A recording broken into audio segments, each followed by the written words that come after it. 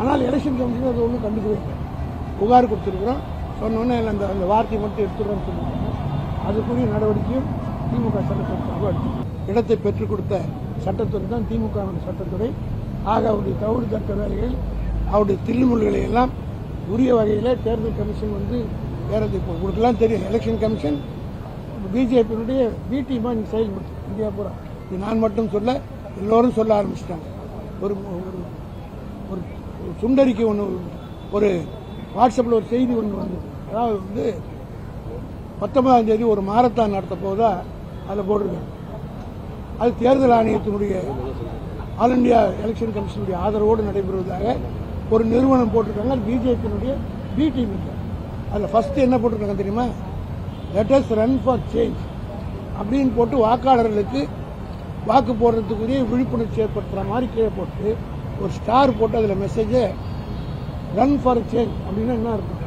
மாற்றத்திற்கு ஓடுவோம் அப்படின்ற மாதிரி ஒரு மாரத்தானை நடத்துவதற்கு முறை, அதாவது அதனுடைய எலெக்ஷன் கமிஷன் பேர் யூஸ் பண்ணிட்டாங்க. ஆனால் எலெக்ஷன் கமிஷன் அது ஒன்றும் கண்டுக்கவே இல்லை.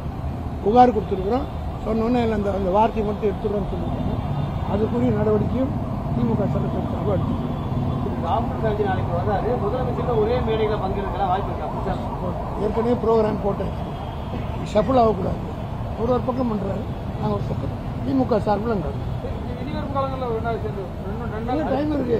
அவர் ஒரே நாள் தான் கொடுத்துருக்காரு. ஏற்கனவே எங்கள் ஷெட்யூல் போட்டாச்சு, பிரேக் ஆகும். அது பார்த்து தான் ரீஷெட்யூல் பண்ண முடியாது. காரணம்னா 21ஆம் தேதி அவருக்கு தொகுதி தலைவர் 20ஆம் தேதியிலேருந்து அவருடைய தொகுதிக்கு போட முடியும்.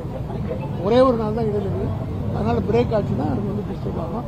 அதனால் ஏறத்தாழ 10, 20, 30, 40 தொகுதிகள் பிரச்சாரம் பாதிக்கும். அதனால் அவரோட பக்கம் பேசுகிறோம். அவரும் அங்கே திமுக தான் ஓட்டு கேட்க போகிறாரு, நாங்களும் அவருடைய கூட்டணி கேட்கிறோம்.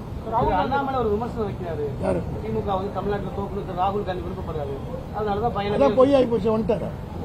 அதான் அண்ணாமலை பொய்க்கே பிறந்து பொய்யிலே வாழ்ந்து வந்து எடுத்துக்காட்டு தான். அவர் வரமாட்டார். நாளைக்கு வர போறாரு, நீங்க எடுக்க போறீங்க போட்டு